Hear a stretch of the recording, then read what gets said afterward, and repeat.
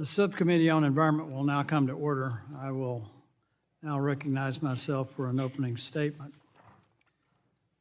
Good morning. Welcome to today's hearing on the Subcommittee on Environment. A little over 2 months ago, this subcommittee held a hearing to analyze the impact of some of our major environmental laws on access to critical minerals and minerals that form the products essential to our healthcare, defense, transportation, energy, and telecommunications sectors. The title of that hearing was Help or Hindrance: The Impact of U.S. Environmental Laws on Critical Mineral Supply Chains, National Security, and Economic Growth. In particular, we discussed some of the challenges associated with the Environmental Protection Agency's, or EPA's, interpretation of the Resource Conservation and Recovery Act, RCRA. While some of our witnesses explained that RCRA had been a hindrance, largely due to lack of regulatory clarity, there are also opportunities for it to be a help. Even as early as 1976, when RCRA was enacted to amend the Solid Waste Disposal Act, Congress included in that law its findings that methods are available to separate usable materials from solid waste, and the recovery and conservation of such materials can reduce the dependence of the United States on foreign resources. EPA has developed unique knowledge that should be leveraged to shore up domestic supply chains and identify opportunities to facilitate recovery of domestic material from discarded materials. This experience is not limited to solid waste management. EPA also coordinates the remediation of the nation's most contaminated sites. In recent years, EPA has explored opportunities to use innovative technologies to recover valuable materials while cleaning up these contaminated sites. EPA currently manages a program called the Environmental Monitoring and Remediation Technology Assessment, or MTI, to identify and recover critical minerals and waste materials at legacy mining sites. According to the United States Geological Survey, the United States is entirely reliant on the imports for 13 of the 60 mineral commodities on its 2025 list of critical materials, and it is reliant on imports for over half of its consumption of another 20 minerals. Removing regulatory barriers to a more robust domestic recycling industry could allow us to recover more of these minerals from products already in the United States. Deliberate federal coordination has never been more important, with adversaries such as China demonstrating that they are willing and able to weaponize their control of crucial supply chains. Securing our fragile supply chains requires coordination across the entire federal government, and it is important for EPA to have a seat at the table. To that end, we plan to discuss 7 bills to eliminate unnecessary barriers to the growth of a strong domestic recycling industry, establish EPA as a leader of interagency efforts to recover critical minerals, and support the remediation of contaminated sites while identifying new domestic sources of valuable materials. I hope we can continue working together with our colleagues on the other side of the aisle to reach bipartisan agreement on these discussion drafts. I'm encouraged by our initial conversations, and I look forward to finalizing bills that can advance with bipartisan support. To help us in these efforts today, we welcome 4 witnesses. First, we have David Konecki, Chief Executive Officer of CERBA Solutions. CERBA Solutions is a leading battery recycling materials and management company. We're also joined by Dr. Jessica Dunn, scientist, clean transportation at the Union of Concerned Scientists. Dr. Dunn specializes in lithium-ion battery sustainability research. We also welcome Mr. Aaron Goldberg, a principal at Beveridge and Diamond. An environmental attorney, Mr. Goldberg will call upon his decades of experience with the Resource Conservation and Recovery Act. Finally, we will also hear from Mr. Grayson Buckingham, co-founder, chief executive officer, and president of Disha Technologies. Disha has developed innovative technologies to recover minerals from legacy mine sites. I thank all of our witnesses for their time today, and I look forward to today's discussion. I now recognize the ranking member of the subcommittee, Mr. Tonko, the gentleman from New York, for 5 minutes for an opening statement. Oh, thank you, Mr. Chair. Today, the subcommittee will examine 7 bills and discussion drafts seeking to enhance our national capacity to recover and utilize alternative sources of critical minerals. While I do have serious concerns about a couple of these bills, including any codification of President Trump's executive orders, I also believe several of these proposals warrant our further attention. Democrats on this subcommittee have long recognized the potential of resource recovery and recycling to contribute to meeting our national critical mineral needs. Recycling can provide significant percentages of expected demand of key minerals needed for battery production, including lithium, cobalt, and nickel. This would provide us with a new, untapped domestic supply, not only reducing our current over-reliance on foreign sources, but also creating more sustainable supply chains by alleviating some of the need for riskier environmental extractions. With that said, I recognize that turning a battery into its raw materials and then back into a battery is not an easy process. Batteries, when not properly handled or disposed of, do present some risks to workers, nearby communities, and yes, our environment. We know that has been the case with lead-acid batteries, and it will remain true of lithium-ion batteries. So while I am open to understanding better some of the regulatory barriers that are making it more difficult to add greater long-term circularity to our critical mineral supply chains, I do not believe this should come at the expense of fundamental environmental and worker protections. And I do hope we can begin to figure out that balance today. While the drafts under consideration today warrant discussions, I believe Congress can play a constructive role in moving us even further toward a shared goal of secure, domestic critical mineral supply chains. Our environmental and safety regulations need not only be seen as a barrier to achieving our goals. States are already proving that smart regulations can push all stakeholders, from manufacturers to recyclers to individual consumers, to being part of the solution. And I would again suggest that responsible end-of-life management of batteries through a national product stewardship program like extended producer responsibility can be an important step. Because once we have gone through the trouble of importing critical materials, sensible collection, reuse, and recycling requirements can ensure that those materials are recovered. That is how we can build for long-term sustainable management of our critical mineral supply chains. And this type of more comprehensive approach to responsible end-of-life management of batteries is not only possible, but preferable. It would guarantee valuable minerals are kept out of landfills, while also mitigating fire risks and enabling the repurposing of batteries when possible. I have been encouraged by the work happening at EPA under both the Biden and Trump administrations to examine this challenge. I do hope we can learn from that effort and determine what additional action from Congress may be necessary. Finally, while I have mostly focused on batteries this morning, I'm also encouraged by the Environmental Monitoring and Remediation Technology Assessment Initiative.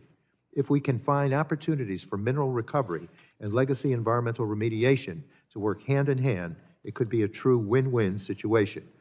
We must be careful not to create loopholes in the law to exacerbate environmental harms at these sites, but exploring how EPA can support emerging remediation technologies has potential. And that work could be further expanded to support other valuable environmentally beneficial products, such as the mineralization of carbon dioxide. Again, I want to thank the chair for today's discussion. There are some good opportunities to strengthen our domestic critical mineral supply if we're able to unlock that potential while maintaining appropriate environmental safeguards. With that, Mr. Chair, I thank you and yield back. Gentleman yields. I now recognize the chairman of the full committee, the gentleman from Kentucky, Mr. Guthrie, for 5 minutes for an opening statement. Thank you. Thank you, Chairman Palmer, and thank you for holding this hearing, and I really appreciate all of our witnesses being here today. This Congress, our Environment Subcommittee, has explored creative solutions to identify sources of critical materials and critical minerals here at home so that we are less dependent on foreign adversaries like China. And I will say, I've become far more acquainted in the last couple of years with this issue, but our chairman of this committee has been focused on this for years, and it was absolutely correct that we have to deal with this, and should have dealt with it sooner, but here we are. So, for example, in June of 25, the subcommittee held a hearing on the management of coal combustion residuals and evaluated the potential recovery of critical minerals from coal ash. In July of last year, the subcommittee met to assess state of our domestic recycling industry, and opportunities to recover critical minerals from end-of-life electronics. This past April, we identified opportunities to modernize some of our major environmental laws to eliminate unnecessary barriers to stronger supply chains. Securing access to critical minerals is a daunting task. With geopolitical tensions, trade policy complexities, and economic rivalries complicating efforts to shore up our supply chain. This is why it's essential for all of our federal agencies to work together and harmonize their efforts to make sure we're all rowing in the same direction. The Environmental Protection Agency has unique expertise regarding recovery of valuable materials from waste streams and complexities of our domestic recycling infrastructure. Today, we will consider 7 pieces of legislation to further the recovery of critical minerals from waste streams that are already located within our country and support the development of domestic material recycling, recovery, and refining industries. I hope this endeavor can be part of our committee's strong tradition of bipartisanship. One of today's bills introduced, H.R. 3717, the Legacy Mine Cleanup Act of 2025, already enjoys bipartisan support. And we will continue to work with our colleagues on the other side of the aisle to hopefully reach bipartisan agreement on the 3 discussion drafts as well. So thank you for being here. I thank all of my colleagues on this committee for willingness to be open and work together for this absolutely critical part of our national security. This is one of those issues I always say that if people fully understood the issue before us, I think the country would. It's one of these people ask me sometimes, what do you lose sleep over? It is not having adequate critical minerals in our area and within our country and within our dependency on China. It's just something we absolutely have to solve, and in a bipartisan way we will solve. So thank you, and I yield back. Gentleman yields. The chair now recognizes the ranking member of the full committee, the gentleman from New Jersey, Mr. Pallone, for 5 minutes for an opening statement. Thank you, Mr. Chairman. Critical minerals are the building blocks of many modern technologies, from our cell phones to clean energy technologies like electric vehicles and solar panels. And as the world continues to shift towards clean energy to reduce costs, the demand for these minerals will continue to increase, and that's why it's vital that we work to bolster our domestic critical mineral supply chain. And as we do that, we must also focus on critical mineral recycling and recovery that increases resource efficiency, reduces the need to mine new materials or new minerals, and reduces waste. And this represents a true win-win for our environment and for our economy. For too long, we've allowed valuable critical minerals to go to landfills, never to be recovered, and that has to change if we want to remain globally competitive. Domestic recycling of still viable critical minerals also helps mitigate supply chain vulnerabilities. This is so important considering the U.S. is dangerously dependent on foreign adversaries, namely China, for critical mineral refining, processing, and even recycling, leaving our nation exposed to geopolitical supply chain risks. And that's why domestic recycling of critical minerals can also help boost national security. We know it's possible to shore up our critical material supply chains without compromising environmental and public health protections. Democrats support the responsible and sustainable build-out of our domestic critical material supply chains. It's important for our economy and national security and necessary for the transition to cleaner and cheaper energy, particularly at a time when the Trump administration and congressional Republicans have gone to war against clean energy. It's time Republicans join us in supporting clean energy rather than continually targeting it. And Democrats secured important down payments in the Bipartisan Infrastructure Law and the Inflation Reduction Act. The Bipartisan Infrastructure Law included $7.9 billion for battery materials processing, manufacturing, and recycling. It also directed the EPA to develop battery collection best practices, voluntary battery labeling, guidelines, and an extended producer responsibility framework for batteries to help grow our circular economy for critical minerals. The Inflation Reduction Act included tax credits for electric vehicles, critical minerals for batteries, and battery manufacturing to expand our nation's capacity and boost supply chain resiliency. And while none of my Republican colleagues supported these historic laws, I am encouraged by today's conversation to advance critical mineral recycling and recovery. The slate of bills span the breadth of critical minerals recovery, ranging from bipartisan ideas we can continue to work on together, to some highly partisan ideas that Republicans pushed under a previous Congress. To that end, the wholesale industry deregulation in H.R. 3059 and the codification of troubling Trump executive orders in H.R. 4370 are bills I simply cannot support. On the other hand, H.R. 3713, the Legacy Mine Cleanup Act, which creates a dedicated EPA program for cleaning up abandoned toxic mine sites, is a welcome bipartisan effort. We'll also consider 3 discussion drafts on battery recycling for critical minerals, a strategy for recovering critical minerals from discarded materials, and authorizing a program for reclaiming mining waste in search of critical minerals.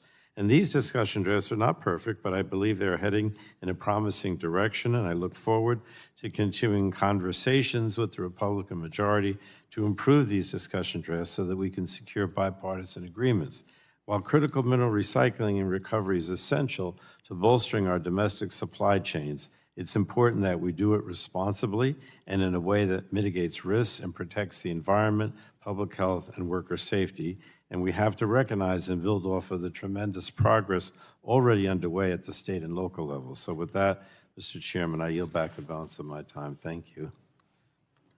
Gentleman yields. We have concluded with member opening statements. I would like to remind members that pursuant to the committee rules, all members' opening statements will be made part of the record. We want to thank our witnesses for being here today and taking time to testify before the subcommittee. The witnesses will have the opportunity to give an opening statement followed by a round of questions from members. Our witnesses for today are David Klinecki, President and CEO of Service Solutions, Grayson Buckingham, co-founder, President and CEO, DISA Technologies, Dr. Jessica Dunn, scientist, Clean Transportation, Union of Concerned Scientists, and Aaron H. Goldberg, Principal, Beverage and Diamond PC. We appreciate you all being here today. I now recognize Mr. Klinecki for 5 minutes to give an opening statement. Chairman Palmer, Vice Chair Crenshaw, Ranking Member Tonko, and distinguished members of the committee, thank you very much for the opportunity to testify today. My name is David Klinecki, President and CEO of Service Solutions, North America's premier battery recycling and materials management company. We were the first company in North America to process lithium-ion batteries at commercial scale, and today we recover over 90% of the critical minerals in these batteries that we process. I'm here today because the committee has an extraordinary opportunity to take decisive action that will strengthen America's national security, reduce our dangerous dependence on China for critical minerals, and position the United States to lead the global energy economy. Let me offer a vivid perspective. Access to critical minerals is essential for our nation. The largest critical mineral mines operating today in America are not in the ground. They're actually operating on our roads and data centers and energy storage systems and our homes right now. All these batteries contain critical minerals that are recoverable. There's a remarkable opportunity for the United States to take control of our own destiny, but instead we're allowing these materials to be sent to China. Battery manufacturers are sourcing critical minerals from different parts of the world, like Chile, Australia, and Argentina, to build those batteries in the United States, only to have these materials shipped back to China when those batteries reach end of life or become manufacturing scrap. Those critical minerals then become controlled by China, and in essence, we're subsidizing China's critical mineral supply chain.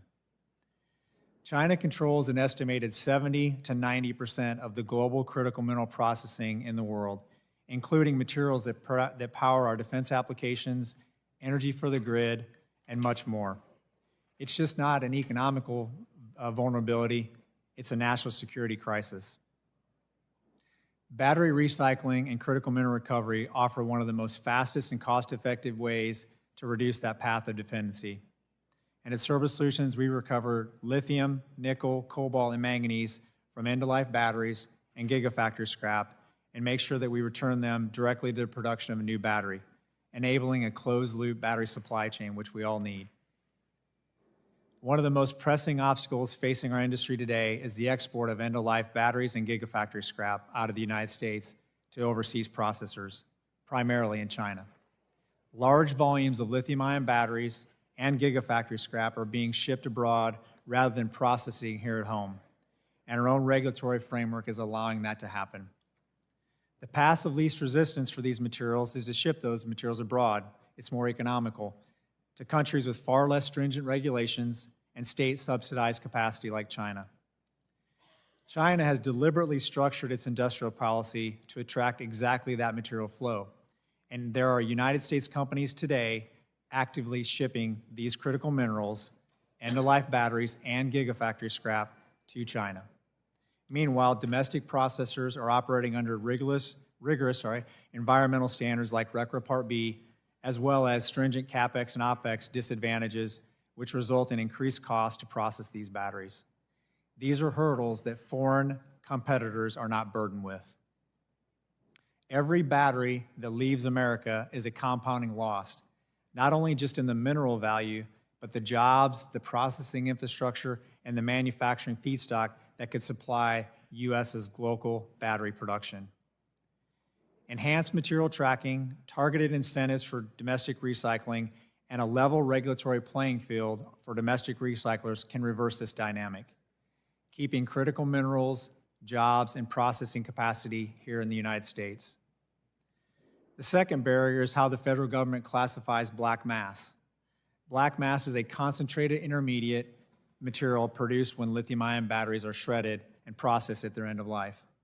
It's rich in lithium, cobalt, nickel, and manganese, and to every buyer and seller in the marketplace, black mass is a very valuable product, actively purchased, traded, and sought by refiners and manufacturers worldwide. Yet under current U.S. regulations, it's classified as a solid waste. This creates a cascade of real-world consequences, such as imposing compliance costs that make U.S. recyclers less competitive. When policy treats a product like a waste, it creates waste-like economics instead of product economics that attract investment. We cannot afford to let this dynamic occur when we are trying to compete with China, who controls 80% of the black mass shredding capacity in the world.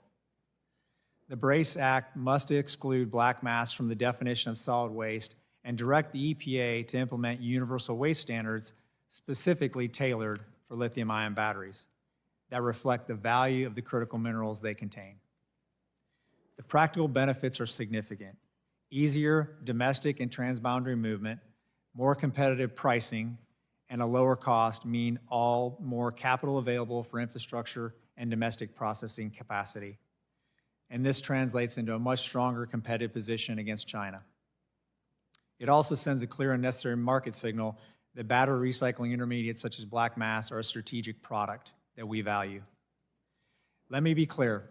We're not asking for anything to be exempt from environmental regulations or laws that are there. We simply want the regulation to reflect the nature and the value of the products that we create and tailored enforcement across the industry.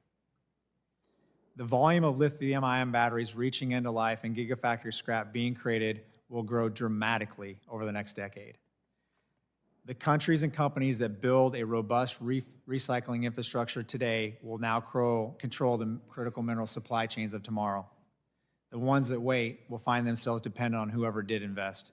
And China has been and is investing aggressively at scale on recycling.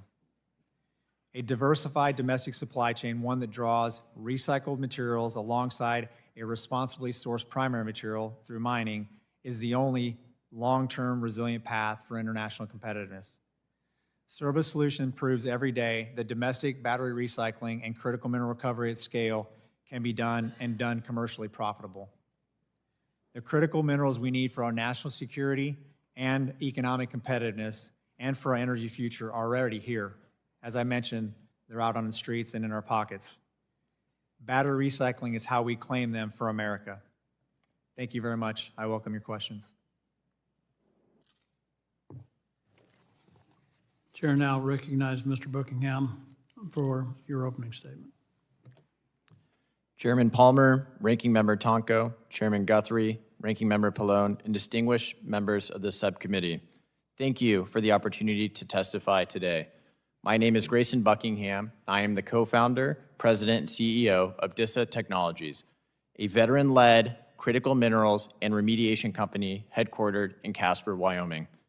DISA started with 2 Wyoming entrepreneurs and a conviction nearly everyone else had written off. My business partner, John Lee, and I met at the University of Wyoming, 2 Westerners raised with a deep appreciation for this land and the resources it holds, and a belief that we owe it to both to take care of them. In 2018, we founded DISA on a simple conviction that America can meet its own energy and mineral needs and does not have to choose between cleaning up its land and putting it back to work. For the first 2 years, neither of us drew a salary.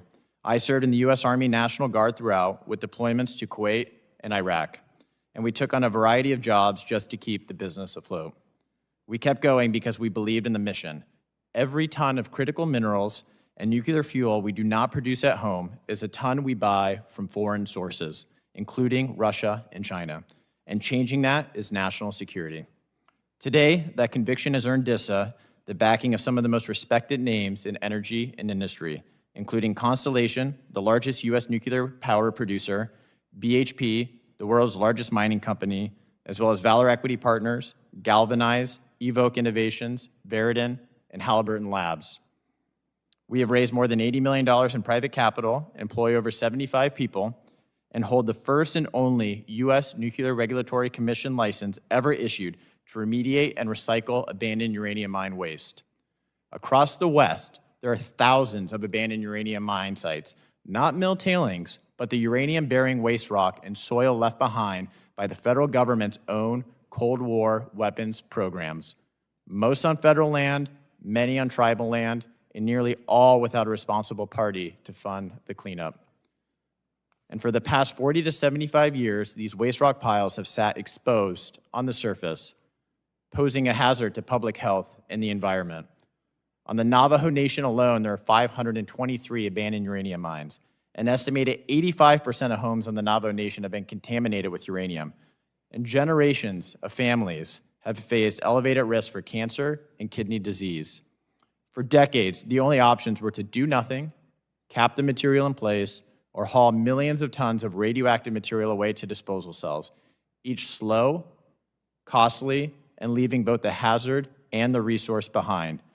We are joined here today by the Navajo Nation EPA Executive Director, Stephen Etzedy, and the Navajo Nation Washington Office Deputy Director, Dwayne Crank, partners we have been privileged to work with for the last several years. Working with the Navajo Nation and other partners, DISA built a different option. Our technology, high-pressure slurry ablation, is a mechanical process that uses water and particle-on-particle collisions to strip uranium, radium, and vanadium off the sand. In EPA's own study on the Navajo Nation, it cut contamination by more than 90%, eliminated leachability, and shrank the waste needing disposal by up to 83%, at 60 to 70% less cost than hauling and disposing the material. EPA and Idaho National Laboratory validated the technology, and the NRC licensed it just last year after a 4-year-long process and a finding of no significant environmental impact. Our crews are trained radiation workers held to the same rigor used at Superfund sites. Protecting the people, land, and water is the foundation of what we do. That same waste also holds the potential to recover hundreds of millions of pounds of domestic uranium, so we can clean up a legacy hazard and, in the same step, recover a critical mineral our country desperately needs for national security and energy production. While the technology is ready, the regulatory framework has not kept pace. Federal law is built to treat and dispose. It does not reward recovering minerals while cleaning up. The bills before you begin to fix that, and we especially support the Legacy Mine Cleanup Act, the CHARM Act, and the MRTI Act. And we needn't start from scratch. EPA's Superfund optimization program already makes cleanups more effective and cheaper, and it should examine and prioritize proven recovery technologies like DISA's. 4 principles matter most. 1, recognize, and where appropriate, credit the value of recovered minerals in cleanup decisions. 2, give a technology proven at one site a streamlined path to the next. 3, put one lead federal agency in charge of coordinating permitting. And 4, distinguish legitimate remediation, recovery, and recycling from new mining so a cleanup is not treated like a new mine. We are not asking you to choose between cleanup and recovery. With the right framework, America can do both. Protect public health, restore the land, and strengthen our mineral supply, all while saving taxpayers money. Thank you, and I look forward to your questions. Shall now recognize Dr. Dunn for your statement. Chair Palmer, Ranking Member Tonko, and members of the subcommittee, thank you for the opportunity to appear before you today to discuss how we can increase safe, domestic, critical mineral recovery. My name is Jessica Dunn, and I'm a scientist at UCS. I use environmental engineering methods to assess the circularity of critical minerals and conduct research on electric vehicle battery recycling policy. My peer-reviewed research, along with the work of scientists at universities and national labs, have demonstrated that recycled materials could meet up to 50% of future demand for lithium, cobalt, and nickel for electric vehicles in the US by 2050. For that reason, I appreciate the subcommittee's focus on this topic and agree that it is important to assess how federal policy can help us recover the maximum amount of minerals from waste and support our domestic economy. At the same time, it is important to ensure compliance with foundational environmental laws that are necessary to protect people and the resources we rely on. I urge this committee to consider approaches that build a robust recycling system while upholding critical environmental protections. My work is informed by years of in-depth discussion with industry, lawyers, and other researchers. These conversations have made clear there are key areas where policy can improve the system without lowering necessary health and safety standards. The CHARM Act takes a first step at this by coordinating recovery plans across the agencies, but much more can be done. The first issue is to address increasing battery collection and ensuring they can reach recycling facilities safely. The dispersed nature of battery retirements across the nation leads to many instances where the cost of collection and recycling exceeds the revenue from recovery. This lowers battery collection and squeezes the recycling market. In Colorado, this issue was addressed by a recently enacted law requiring the recycling and recovery of critical minerals from batteries in hybrids and electric vehicles. The Colorado legislation allows the collection and recycling market to continue operating, but holds the producer responsible for batteries that would typically fall through the cracks. The bill was supported by automakers and other affected stakeholders because they know they can create an efficient and lower-cost battery collection network that will increase feedstock to recyclers and increase the critical mineral supply for future manufacturing needs. Additionally, we need to make sure minerals are actually recovered from these batteries when they reach a recycling facility. Currently, minerals are covered at rates below the technologically available level due to low and fluctuating mineral market prices and outdated technology. By setting minimum recovery rates, as done in the European Union and Colorado, more minerals will be recovered and added to US production. This can also be achieved by setting minimum thresholds for recycled content in new products. Lastly, there is a lack of ability to determine the battery's health when it reaches retirement and is removed from a product. This is especially true for electric and hybrid vehicles. This prevents third parties from truly knowing if the battery is damaged or can be sent for repurposing. Requiring the sharing of this information would make shipping safer and the battery end of life more profitable and efficient. Unfortunately, the deregulation approaches in the BRACE Act would make matters worse by introducing dangerous changes to the management of retired batteries. This draft legislation would undermine current laws covering transportation and storage. For example, excluding black mass from being considered solid waste removes the environmental oversight necessary to control heavy metals and other contaminants. Exempting recyclers from the requirement to be fully permitted under RCRA to allow them to store batteries for longer will remove important guardrails and mitigate risk. These guardrails include fire and spill controls, storage and disposal standards, air emission standards, and public notice requirements. Enacting policies to increase critical mineral recovery while also upholding key environmental regulations is of national importance. These recovered minerals are a domestic replacement for those that are newly mined and result in significantly less environmental impact. There are valuable steps Congress could take to achieve these goals without the dangerous backsliding in the BRACE Act that creates health and safety risks. Thank you for the opportunity to testify, and I'd be pleased to answer any questions you may have. Mr. Goldberg, you are now recognized. Chairman Palmer, Ranking Member Tonko, and members of the subcommittee. Thank you for this opportunity to speak today. My name is Aaron Goldberg. I'm an environmental attorney with Beveridge and Diamond. I've been working on hazardous waste issues under the Resource Conservation and Recovery Act since 1980. I'm here today in my personal capacity to highlight the need for legislation to promote recovery of critical minerals from the lithium-ion batteries used in consumer electronics, electric vehicles, and energy storage systems. The views I express today are my own. To start, it's important to note that virtually all the relevant RCRA regulations were issued in the 1980s and 1990s before lithium-ion batteries were widely used. The rules contain numerous provisions designed to facilitate recycling of other types of batteries, such as lead acid and nickel cadmium. However, the rules are essentially silent on lithium-ion batteries. As a result, they create obstacles that were never intended and that frustrate national goals. The fundamental problem is that the RCRA rules generally classify lithium-ion batteries and related materials as wastes rather than the valuable resources that they are. That, in turn, results in a cascade of other problems. I'll highlight 3 examples. First, the rules compel battery recyclers to store the batteries off-site prior to processing.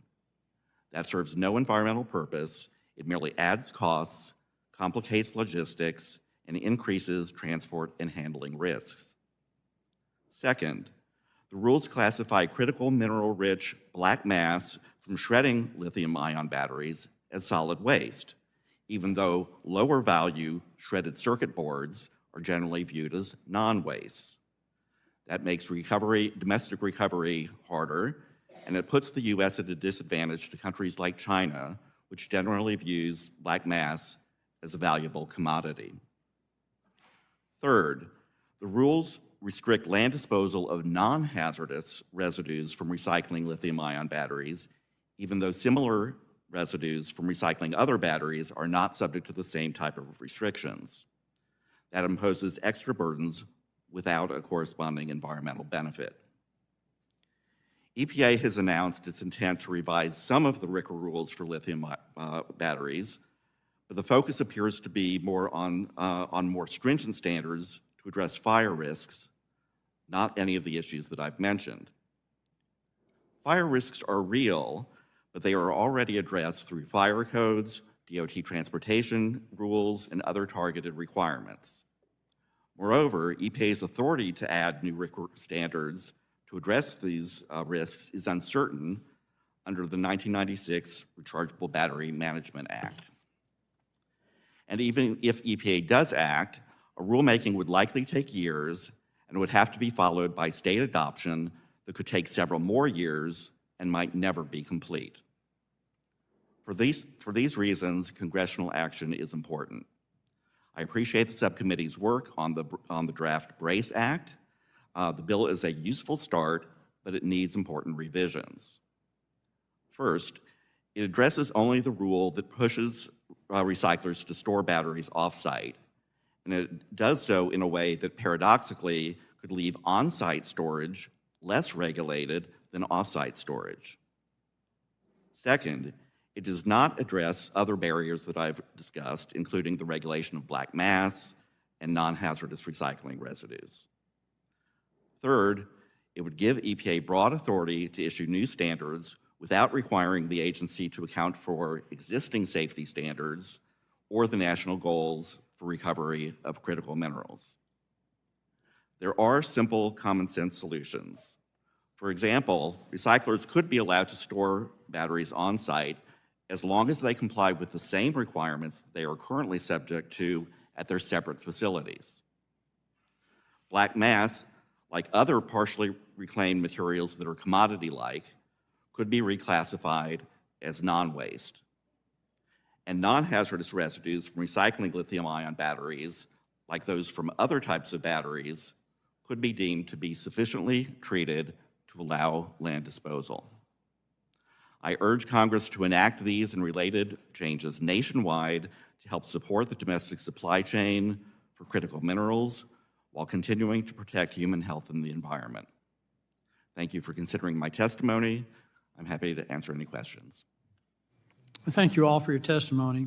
We will now move to the question and answer portion of the hearing. And the chair now recognizes the gentleman from Ohio, Mr. Latta, for 5 minutes for his questions. Well, thank you very much, Mr. Chairman, for today's hearing, and thanks to our witnesses for appearing today. Mr. Buckingham, you noted in your written testimony there's a lack of incentives for recovery of valuable materials during the remediation of contaminated sites. And I've been to several contaminated sites, and usually what you see is they come in, they move all the dirt out, it's, you know, taken to some other hazardous waste area, and it might be put into a pit or some kind of a lined area and forgotten forever then on that end. But how should the EPA address and incentivize some kind of a process that we can go in and make sure that we're recovering these really critical minerals that's in that soil? Thank you, Representative, for the question. The U.S. EPA, for the purposes of uranium, estimates there's about 15,000 sites associated with abandoned uranium mine waste. Those sites have largely just been sitting on the surface for decades, and without any meaningful incentives to remediate those sites because it's too costly. You know, on average, the U.S. EPA estimates there's about 3 billion tons of overburden material that's been sitting on the surface. And so when the EPA approaches these different types of cleanups, specifically on the Navajo Nation, they have to formulate what's called an engineering evaluation cost analysis report. And they list out the various options and how to address the cleanup of that particular site. And almost always option one, which sounds silly, is do nothing because it's too expensive. You know, the predominant option historically has been to bury the material on site, which takes no benefit of the resource and keeps those contaminants at that site. And those caps, you know, over time do erode, and that material can still leach into the water and pose an environmental hazard. And so, you know, a technology like ours where we can come in, we can treat that material, we effectively recover over 90% of the uranium and vanadium into just 20% of the original mass. So we upgrade it to where, you know, in some cases it's economic to take that material and recycle it and put it to productive use, convert it to U3O8 and enter the nuclear fuel cycle. But when the US EPA did the treatability study, based on the current regulatory framework, you know, they just looked at us compared to hauling off-site, which we were still 60 to 70% more economic, and then capping that material in place, but there was no consideration given to the value of those minerals. And so the economics are a major driver in determining which options to pursue. And so if the US EPA had that framework where they were able to value the minerals that could be recovered, that would drastically change the economics and how they approach cleanup decisions. Let me follow up with that, because again, one of the great things about serving on this committee, you know, we're looking out over this dais to so many innovators and entrepreneurs that come in here with so many great ideas. And what you brought up again is on the regulatory side. And so if it gets put in the regulation, you know, I think you touched on this, it's on the economics issue, but what are they talking to the folks out there that are coming up with a new process, the new ideas, say, hey, we can do this? Or is it just always kind of like, no, it's much easier just say that we're going to bury it? Yes, and it's been a long journey of perseverance on our end, you know, especially overcoming the, you know, valley of death is what they call, you know, a lot of technologies when you're trying to commercialize that. And, you know, we're extremely grateful. And I think, you know, the MRTI Act, you know, strongly helps advance this. For example, but we did our treatability study in the Navajo Nation in 2022. You know, they looked at how effective, economic, and could we use the technology in a wide variety of sites, and we answered yes to all of those questions. But, you know, with the current regulatory framework, it just kind of gets put on a shelf. And, you know, fortunately because there wasn't a funding mechanism to take it to the next step. And, you know, fortunately with the leadership of the Navajo Nation, you know, they said, we want to see this verified at commercial scale. You did a great job on the pilot scale, but we want to see this commercially validated. But there were appropriate mechanisms, you know, within the EPA regulatory framework to do that. So the Navajo Nation, using its own funds, is funding a phase 2 verification study where we'll be doing the first deployment of our technology for a cleanup this year on the Navajo Nation. And so, you know, but it does come down to economics, you know, to your point, Representative, and, given the current, regulatory framework that does not incentivize the value of recovered minerals, it's extremely difficult for new innovative technologies to even come on board, to validate, to reiterate the technology and prove that at commercial scale. And so, with those incentives aligned, I do believe that it will encourage a much more significant amount of innovation to take place in this space. And I love the title of this hearing, From Trash to Treasure. I mean, that's been our slogan, converting liabilities into assets since we founded the company. And I do believe there's massive opportunities that are sitting in these waste piles. Well, thank you very much, and my time has expired. And Mr. Chairman, I'll submit my other questions to the witnesses in writing. Thank you very much. Thank you. The gentleman yields. The chair now recognizes the ranking member, Mr. Tonko from New York, for 5 minutes for his questions. Thank you, Mr. Chair. I reiterate that I am open to examining potential barriers that are hindering the responsible recovery of critical minerals. But I also believe we would benefit from an overarching end-of-life management program to require the collection, assessing, and recycling of large formal batteries. So, Dr. Dunn, what do you think we can take as a next step to really improve the circularity of our critical mineral supply chains? And are there state-level policies that Congress can learn from? Thank you, Mr. Tonko. That is a great question. Yes, there are. Extended producer responsibility, as I mentioned before, is a program that really requires the recycling of these products by the producer, so ensuring that they make it to the recycling facility no matter the cost. In addition, ensuring that the minerals are actually recovered once they get to that facility is essential for building up our domestic feedstock of critical minerals. There are also additional measures that can be taken, such as recycled content standards, so requiring the production of batteries using recovered materials, and therefore kind of building up that end-of-life market. In addition, there is labeling standards, which really help increase the efficiency of the end-of-life market. So by telling the recyclers actually what is in that battery and those minerals and that worth. These are all policies that were enacted in Colorado this year, and they are also policies that are in the European Union since 2023. Thank you. And why is this trend toward state-level extended producer responsibility as a program so promising? This is extremely promising because it is answering a question that a lot of people have of what are we going to do with these big batteries, and how can we get the minerals out of them. It's something that is supported by industry within the market, not only environmental orgs.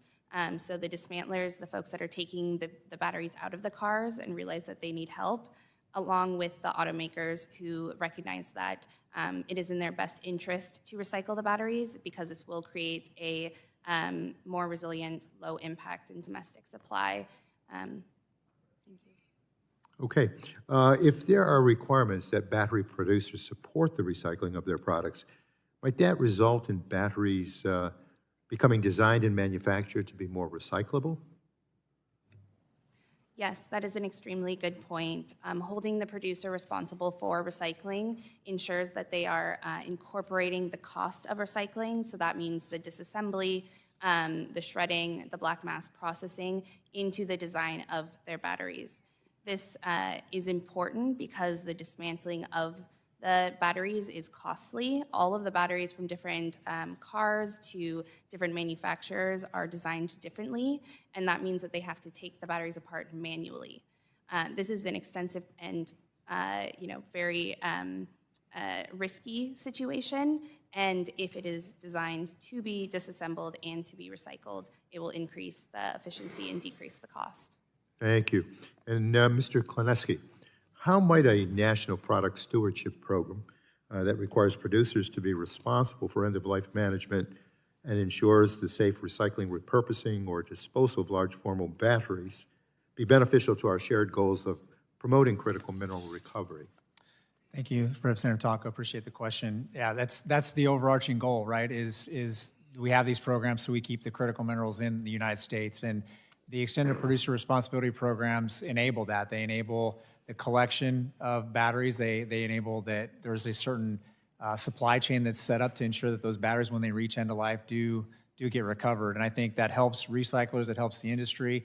It also creates a framework where we know where these batteries are going to end up. They're not going to be ending up back in China, for example. So I think one of the important things is just working with the states. Every state is kind of proposing different rules, but working with the states to ensure there's some consistency in how these rules are enforced, as well as the fact that the entire supply chain needs to be profitable when they do these things, right? Ms. Dunn mentioned a few things about the economics. I think that's important as well with these programs, that they are set up to ensure that not one part of the supply chain actually profits from everything, and the other parts of the supply chain aren't able to build a business beyond that. But I think it definitely, in the end of the day, it reaches the overarching goal, which is keep the minerals here in the United States. Well, thank you very much. I have exhausted my time, but I had another question that I'll get to the committee. But again, I thank the panel for their attendance today. Thank you. Gentleman yields back. Chair now recognizes the chair of the full committee, Mr. Guthrie, for his 5 minutes. Thank you, Mr. Chairman, for the recognition. I appreciate y'all being here. And I said this is critically important, and it absolutely makes sense that we can take products that are going to be discarded and reclaim them and put them back in the stream of commerce instead of putting them in the earth to be buried for some future generations to discover. We need to use them now. So I'm going to ask Mr. Goldberg a series of questions, and then Mr. Klineski, after I get through, if you'll comment on some of the comments, I'd appreciate it.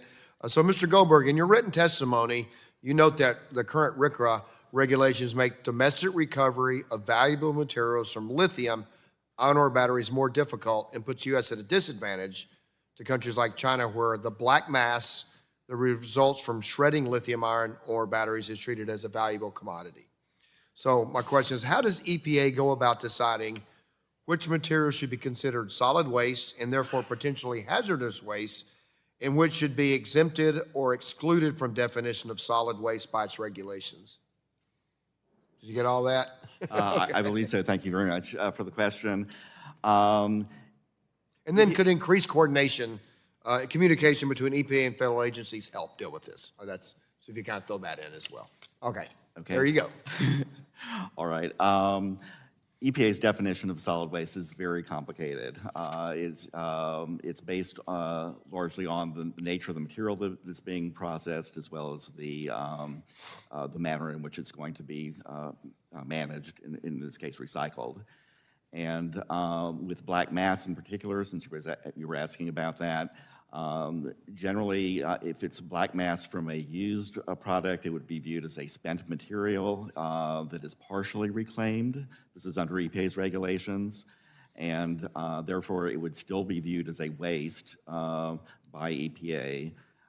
It would also then potentially be hazardous, depending upon the composition of the black mass.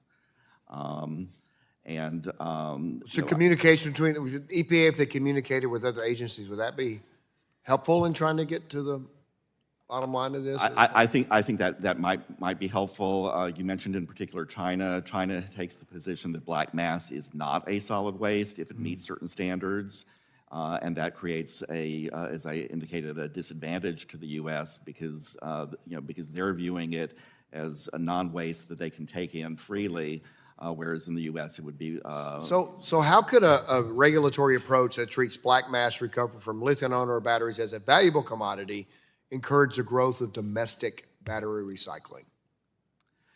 If black mass is viewed as a non-waste, then it can move without all the restrictions of the RCRA regulations. It can also then be processed without compliance with those regulations. They would still be subject to other regulatory regimes like the Clean Air Act and the Clean Water Act, but the stringent hazardous waste rules would not apply, as would be the case, for other kinds of materials.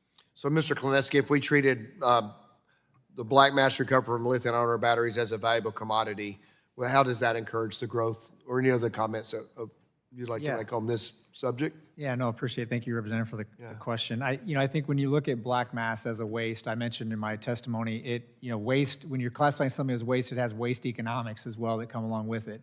And that there's certain burdens and restrictions that carry that definition. If you classify it as a product, which it is an intermediate product, it contains valuable critical minerals, That attracts different investment. It's a material that can be used further downstream in the entire process of the supply chain. So there's other industries that have intermediates that aren't called waste as well when you're recycling plastics or other types of devices as well.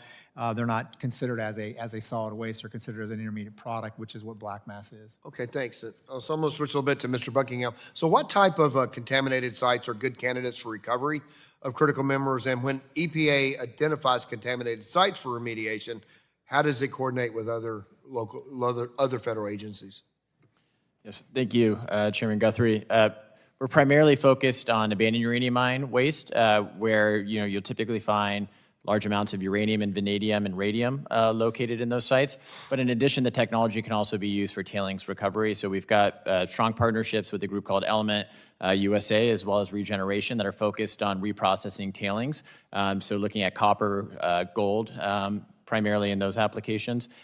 With respect to the abandoned uranium mine situation, there are a lot of agencies that we have to deal with. I only have a few. Is the process sufficient now, or do we need to update the process between interagencies?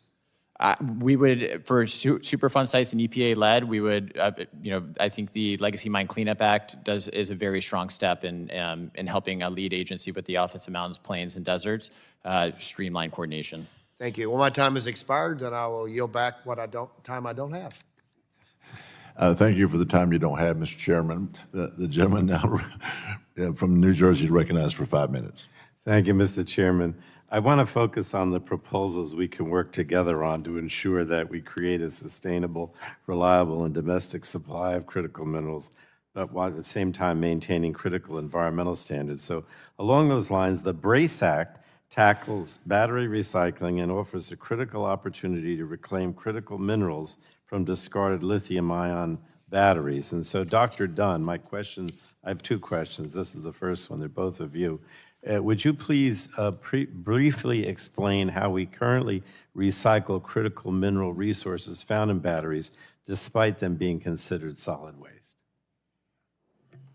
Yes, thank you for the question. Currently, batteries are first taken out of the product they're already in. So if it's an EV, dismantled. From that EV, shipped to a recycler. At that point, it's further broken down to from the pack to the modular cell level, and then it is shredded or crushed. That is a very harsh process. It's exactly what you think, breaking that battery up into tiny pieces. At that, you can do that in an inert environment. You can do it in salt water, essentially. From there, the black mass is attempted to be separated from the rest of the battery. This can be through sifting or magnets. And then at that point, that material is sometimes heated. Not always. Then it goes to a hydrometallurgy facility where the constituent materials are removed. All right, I appreciate it. And of course, my view is that we don't need to exempt the so-called black mass from solid waste protections to recycle batteries because, as you say, there are already examples of recyclers managing this solid waste designation appropriately while successfully moving forward with recycling batteries. So I think it's clear that battery recyclers are already doing this work without the need for that exemption.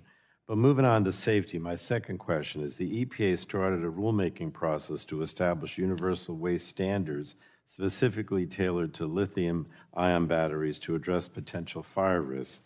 And EPA made this announcement in response to a 2021 report on lithium-ion battery fires in the waste management process. Yet some suggest that an updated standard to address a fire and other safety risks associated with lithium-ion batteries is not warranted. I think that we do need an updated standard. So, Dr. Dunn, the BRACE Act also directs EPA to revise its universal waste regulations to establish standards for lithium-ion batteries. Could you please explain why it's essential for EPA's rulemaking to reduce fire risk and improve other safety standards associated with the end-of-life treatment of lithium-ion batteries, if you would? Yes, thank you for the question.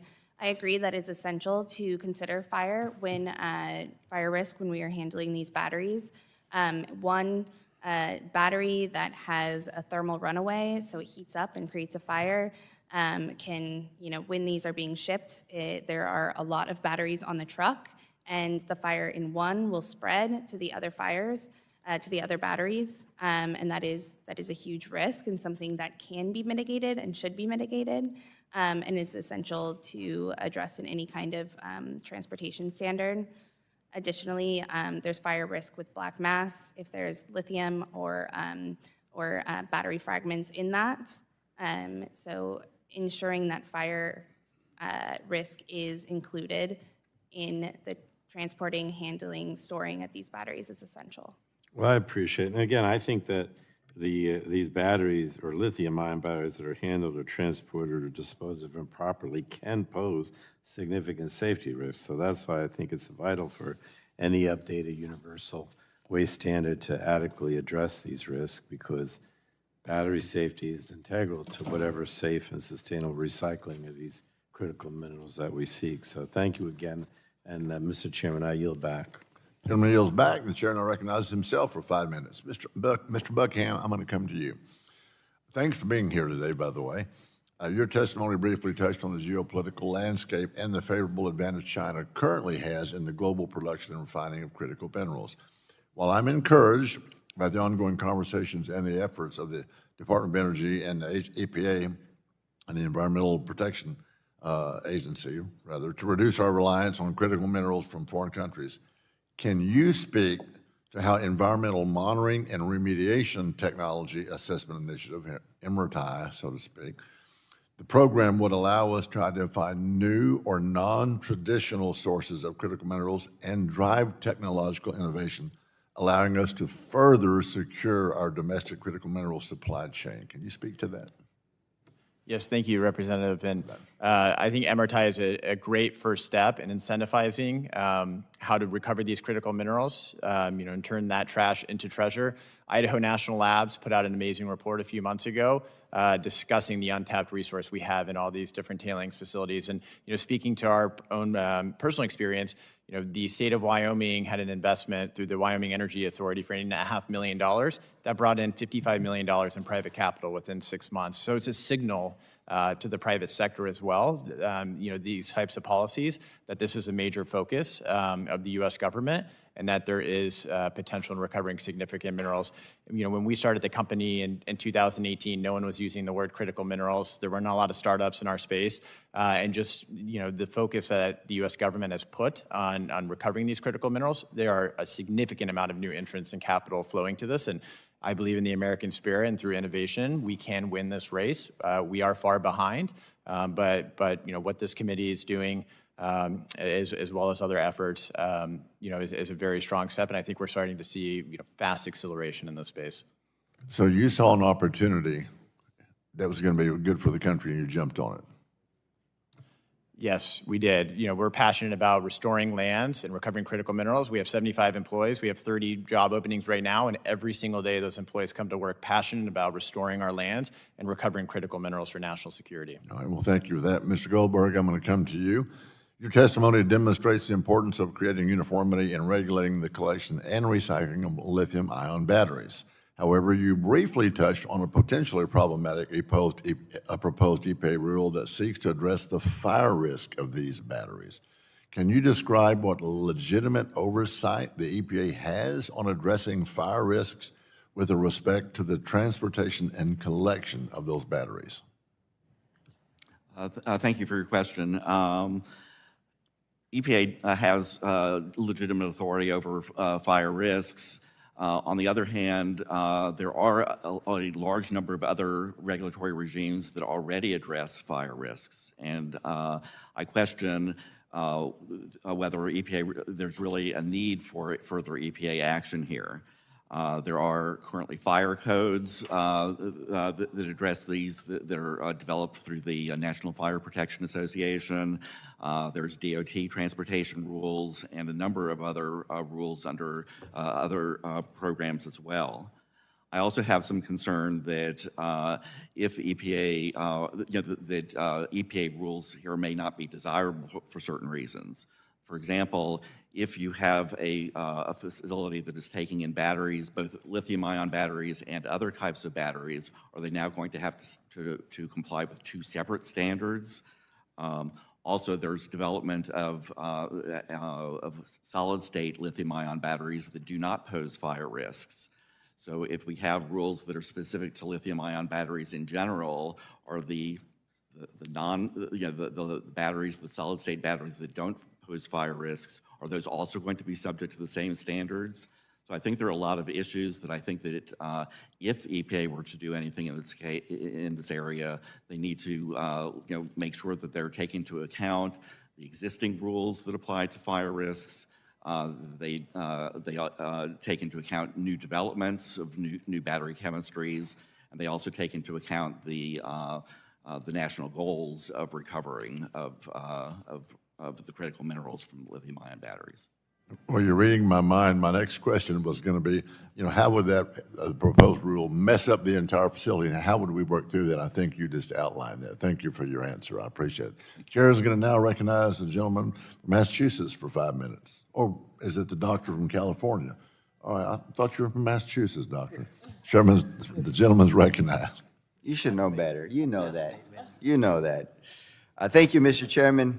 As a physician who has cared for patients across the Coachella Valley for decades, I've seen firsthand how environmental conditions affect the health and quality of life of the communities that I serve, and why economic opportunity and public health must go hand in hand.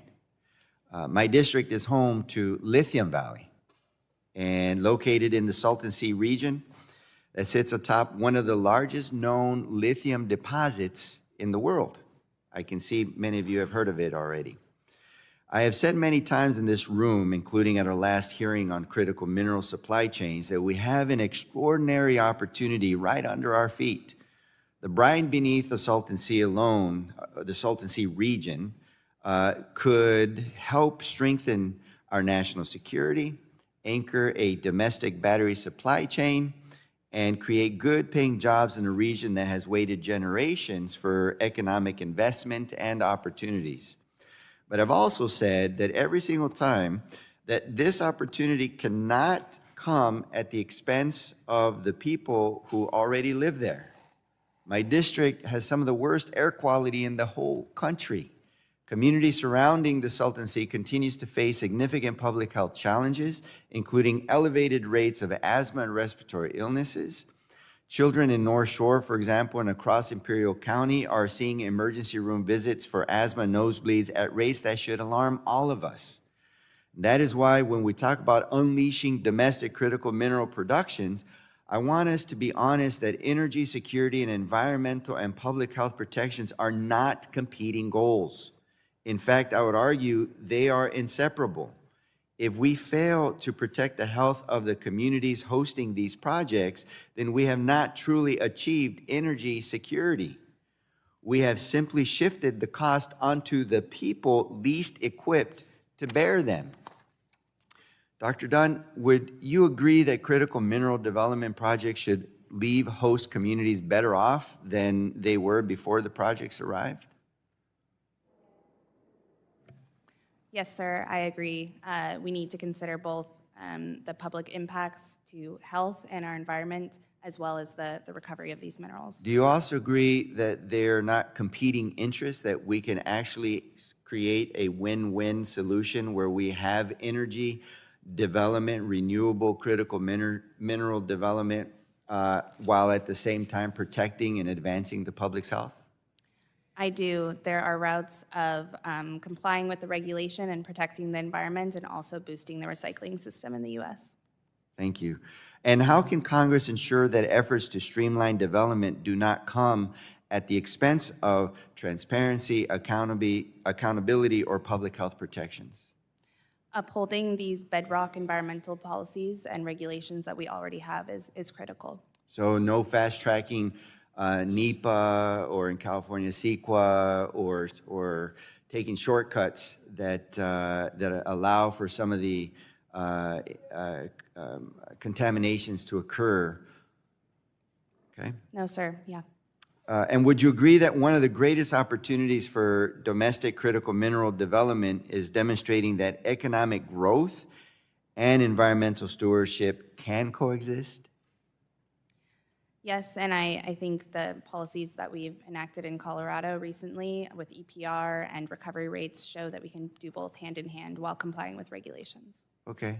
I mean, I want to make it very clear that we need our critical minerals, and we need to have a domestic supply chain of critical minerals. I am a big proponent of making sure that the Lithium Valley gives America the boost it's need for our national security, to lower costs on technology, to create and manufacture the batteries that we need. We absolutely need it, and the people in my district need the job opportunities. And we can do both. We can invest in a community, we can protect their public health, and we can create a full regional supply chain manufacturing and recycling. You mentioned recycling, Dr. Dunn, as a way to be good environmental stewards. I agree with that. We don't have a robust battery manufacturing industry in our nation. But oftentimes in history, the batteries are discarded near poor communities. We have environmental injustices happening like that, where companies will take advantage of marginal, poor communities. That has happened in our nation and in my district multiple times. Tell me how that is a priority in our public health efforts to avoid that from happening again. Yes, it is essential that the recycling of these batteries doesn't lead to increased public harms, and that's something we've seen in environmental justice committees, specifically in California with lead-acid batteries. Thank you. I yield back my time. Gentleman yields. The chair now recognizes the gentleman from Pennsylvania, Dr. Joyce, for 5 minutes for his questions. Thank you, Chairman Palmer, and thank you for holding this important hearing and for our panel for being with us this morning to testify. The legislation under consideration today represents another step forward in this committee's ongoing efforts to improve America's domestic critical mineral supply chain. While we work to onshore and scale up domestic mining and processing of these materials, legislation like this will help in our efforts to recover the materials that would otherwise be discarded. With the equipment used for advanced manufacturing and precision agriculture, both very important in Pennsylvania's 13th Congressional District, we will continue to see more waste generated that contains valuable critical materials. We need to develop both a strategy and the capacity to recover these materials rather than sending the waste for processing to China, who continues to dominate the supply chain. This is an economic and a national security imperative. We cannot afford to allow China to dictate the future of the global economy. These bills will improve our ability to recover our own critical materials and to help America back in control of these essential supply chains. Mr. Buckingham, how will treating certain supply waste as an opportunity for recovering value rather than simple material to be remediated and disposed of, how will that help to strengthen our critical mineral supply? Thank you, Representative, for the question. I think, and that's what guides us here at DISA. I think we can make a tremendous impact in strengthening our critical mineral supply chains by recovering minerals from these waste streams. And that's what guides us. Looking at uranium, for example, we import 97% of our uranium. We have an abundant, an untapped resource sitting in these legacy sites that we can put to productive use. And Idaho National Labs put out a great report several months ago on this very topic. And when we look to bring on new mines, for example, that can take 10 to 15 years. Well, in these tailings and waste piles, it's already there. You don't need to mine it. You can quickly go and treat that material in a safe and sustainable manner and bring online, a tremendous amount of critical minerals. In follow-up, Mr. Buckingham, would you agree that directing EPA to develop a critical national mineral recovery strategy and coordinate federal efforts as outlined in the CHARM Act draft will help identify regulations that might need to be revised in order to allow and incentivize critical mineral recovery? Yes, Representative, I think that is imperative. Thank you. Mr. Konecki, in your testimony, you mentioned that the path of least resistance is to send waste abroad for processing rather than to attempt to navigate the regulatory framework right here in the United States. How does this reality impact domestic processors?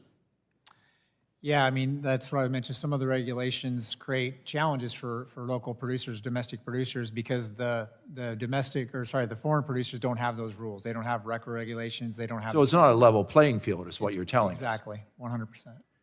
How will the BRACE Act improve your ability to receive, to store, and process lithium-ion batteries?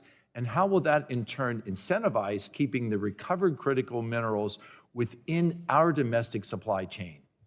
It'll provide clarity on what those rules and regulations are, and then provide enforcement of those rules. I think that's the biggest thing, is to level the playing field and ensure that the regulations that we all kind of operate under today, we have a record Part B permit in our site, and we operate under that permit, but everybody else doesn't, and this will help people enforce the rules that are. Will that clarity allow you to increase production, which you and I know is so important? Absolutely, absolutely. That clarity allows us to get investment to be able to do that. The legislation that's under consideration today represents how seriously this committee is working toward the goal of a more robust domestic critical material supply. And for both the state of our economic and our national security, as I stated earlier, I look forward to continue to work with this committee to move these bills forward. Thank you, Mr. Chairman, and I yield the remaining time back to the committee. Thank you. Gentleman yields. Chair now recognizes the gentleman from California, Mr. Peters, for 5 minutes for his questions. Thank you, Mr. Chairman. Thanks to the witnesses. We do need to shore up our critical mineral supply chains. America faces mounting pressure to modernize our grid to compete with China in AI, biotech, and manufacturing. And barriers like our outdated permit system, uncertain tariff policies, and stagnating scientific research are holding us back. At first, we need to pass meaningful permit reform to make it easier and faster to source raw materials and recycled inputs. I also want to mention to the chairman, this has been a concern of Chairman Palmer's. He has proposed some clean air amendments for permitting reform. As I promised him, we've spoken to the industry. I think we have language that the industry would be satisfied with and that Democrats could support. Chairman Guthrie also urged me to do that and look forward to continue working on that. I didn't want to let that go by since we're here talking about critical minerals. Second, we need to be more thoughtful with our tariff policy. We can shore up domestic supply chains, but the U.S. doesn't have access to all the minerals we need, and in those cases, we should be smart about working with our global allies rather than imposing broad, sweeping tariffs that ultimately raise prices for consumers and create bad blood. Third, we should be fostering innovation where permitting reform and friendshoring still leaves gaps in our supply chain. We need to turn to novel solutions to fill the void. And recent innovations should change how we view critical mineral supply chains. And as we've heard this morning, there are companies that can pull critical minerals from the tailing piles and ponds left behind at former industrial and mine sites and turn wasted, sometimes hazardous materials into valuable products. We should be proactive and we should incentivize the development of innovations like these. Meanwhile, we're still debating funding cuts that would make it harder to develop the solutions we have been discussing. This week, we will consider the Energy and Water Appropriations Bill for the 2027 fiscal year. The bill proposes a 40% cut to the Department of Energy's Office of Critical Minerals and Energy Innovation Program. That goes beyond all the cuts we've seen at the National Science Foundation. This basic scientific research is fundamental to developing innovative solutions to problems like the supply chain issues we currently face. Mr. Buckingham, your company is the first of its kind to get a license to remove and recover uranium and other critical minerals from mining waste. Can you talk about how investments in technological innovations like yours can help us get the edge in our fight for critical minerals access? Yes, thank you for the question, Representative. And it was quite the journey with the NRC because we were being regulated under the 1954 Atomic Energy Act, and they didn't foresee a technology coming like ours. And so, that took a lot of education. Senator Lummis and Senator Kelly were paramount in helping the advocacy for the commission addressing this issue, which ultimately resulted in a unanimous vote from the Nuclear Regulatory Commission. And so, once we received that license officially in September of last year, we were excited to get to work. But, when you look at these abandoned uranium mine sites, 75% are on federal and public land. And so, the regulatory framework hasn't caught up with innovations like ours. And so, for example, we've submitted license applications to remediate a site in western Colorado, Well, we had to go do our pre-mobilization notification with the NRC, which is a 90-day process. Then we have to do a plan of operations with the BLM, because we're recovering the critical minerals that triggers 1872 mining law, so we're effectively being treated as a new mine. And then we also have to work with the state DRMS in Colorado for a mine reclamation permit. And so there's a lot of redundancy. And in our NRC, the environmental assessment that was conducted, there was a finding of no significant impact. In fact, the NRC said we only make the environment better, but we're still having to, and the staff have been amazing to work with in these different agencies, but the framework doesn't allow that. But even after getting our NRC license, that was a huge, we saw a lot of private investment that we were able to attract because, we were showing the ability that we are able to economically and sustainably recover these critical minerals. In the bills we're sort of talking about today, are there particular provisions that you especially care about us passing? For the CHARM Act, the Legacy Mine Cleanup Act, and MRTI, Representative, are the bills that we strongly support and that we believe, for our particular purposes will help unlock additional innovation and private sector investment in this space. Is there anything you want to tell us is undone if we pass these bills? I think they are all very strong steps. I think hearings like this are a great discussion to, there's much more to be done, but we believe they're very strong steps in the right direction. I think we all want to develop policies that will encourage that kind of thing, and I hope we can. It seems like a very constructive step forward. Thank you, Mr. Chairman. I yield back. Gentleman yields. Chair now recognizes the gentlelady from Iowa, Dr. Miller Meeks, for 5 minutes for her questions. Thank you so much, Chair Palmer and Ranking Member Tonko, for holding this important legislative hearing. Today's hearing is about something deceptively simple. We have the material, we have the technology, we have the need, and yet we are still shipping critical minerals overseas to be processed and sold back to us. The United States built a recycling system around one question: how do we safely dispose of this? That was the right question for its time. It's the wrong question for this moment. The materials flowing through our waste streams today are the same materials our defense sector, our grid, and our manufacturing base depend on. This is a question of energy security and industrial competitiveness. The market is already trying to solve this problem. Commercial actors are structuring contracts to recover and reuse these materials domestically.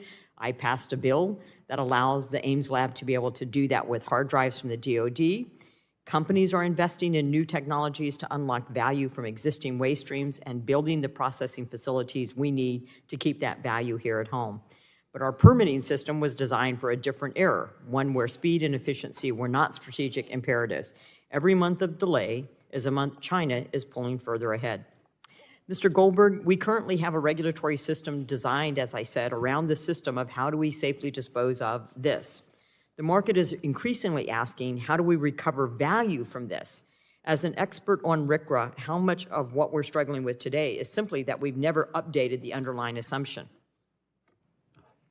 Thank you for your question. I think that a large part of the problem here is that the rules were developed back in the 1980s and 1990s before lithium-ion batteries really existed. And as a result of that, the existing regulations, and mind you, for other types of batteries, there are many different provisions that are specific to other kinds of batteries, so it's to facilitate processing of those. But lithium-ion batteries didn't exist back when the rules were written, and they definitely need updating. Thank you. Mr. Buckingham, the United States has some of the most advanced materials processing research in the world. In Iowa, the Ames National Laboratory has done groundbreaking work on critical mineral separation and processing.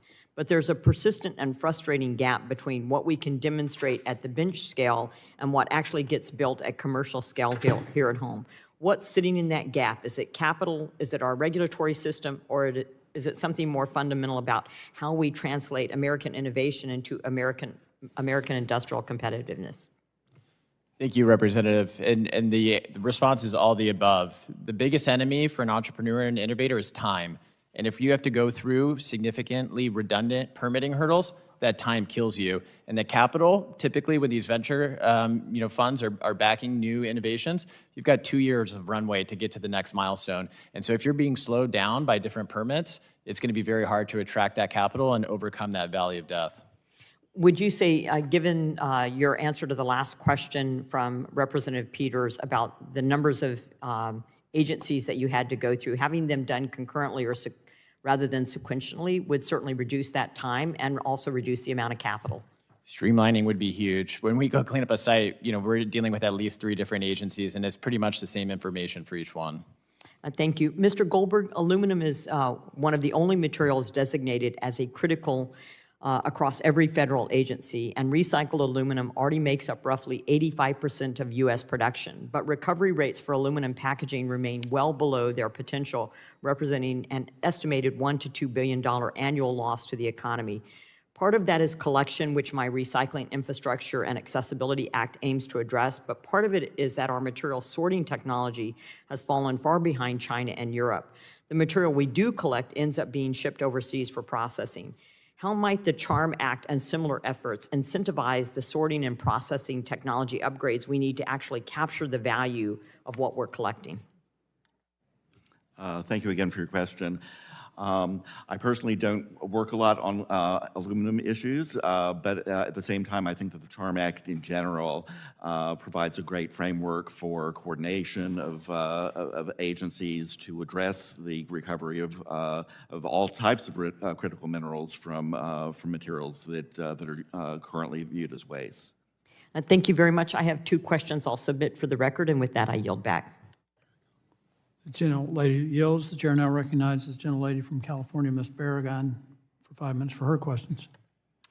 Thank you, Mr. Chairman. Critical minerals are essential to our economy, our energy system, and many of the products Americans use every day. As we look for ways to strengthen domestic supply chains and recover more of these materials here at home, we also have a responsibility to ensure that recycling and recovery efforts are done safely and deliver real benefits to workers and communities. So I look forward to hearing from the witnesses how we can advance both of these goals. Mr. Buckingham, I want to start with you. Some of the bills before us, particularly the Legacy Mine Cleanup Act and MRTI, would support recovering critical minerals from contaminated sites and mining waste. What safeguards or accountability measures should Congress consider to ensure that these projects also deliver meaningful cleanup benefits to communities? Yes, thank you, Representative, for the question. And I would add for those bills, none of those bills change the cleanup standards or the safety precautions that must be taken. For us, when we approach these abandoned uranium mine sites, we have radiation safety officers, assistant radiation safety officers. There's a significant amount of sampling and containment that go into this, and we use the most rigorous standards, both at our NRC licensed sites as well as our Superfund sites, to ensure that we are meeting those safety standards as well as those cleanup standards in those activities. Great. Mr. Klanicki, the average person buying a car, a phone, or a computer, why should they care about battery recycling? Well, they have a lot of value in the batteries that they carry. There's a lot of critical minerals though, that are important for the production of a new battery. And if we can recover those things, in the end of the day, if you create a closed-looped supply chain for these minerals, it will lower the cost of those devices, right? If we don't have to source things from Australia or from maybe China or Africa, other places like that, it's going to lower the cost to the consumer for these devices, whether it's a vehicle, a phone, whatever it might be. So if a consumer has a phone and they do the recycling properly, prices down the line will go lower for them. Absolutely. And if they don't, they're going to continue to go up. They're going to continue to go up because we're going to depend on foreign sources for those materials to make those batteries. Great, thank you.